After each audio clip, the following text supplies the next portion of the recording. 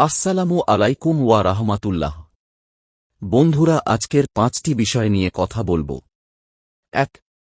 হৃদয়কে পবিত্র রাখার চেষ্টা করুন। হৃদয়কে কেন আমরা চাপের মধ্যে রাখি? কারণ আপনি এতে যা জমা করবেন, মৃত্যুর পর সেটাই আপনার সাথে থাকবে। 2. আপনার সমস্যাগুলো যত কঠিনই হোক না কেন, আশা হারাবেন না।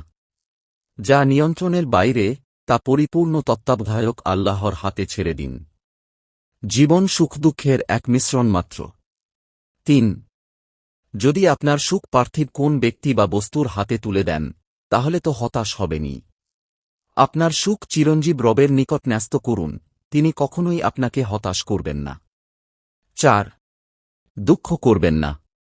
আপনার কষ্টের অনুপাতে পরম দাতা প্রভুর সাহায্য আসে।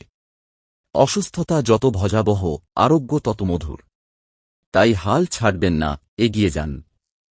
5. যখন সবকিছু নিয়ন্ত্রণের বাইরে মনে হয় এবং দুঃখ আপনাকে আচ্ছন্ন করে ফেলে, তখন মহিমান্বিত রবের কাছে নিজেকে আরও কাছে টেনে নিন।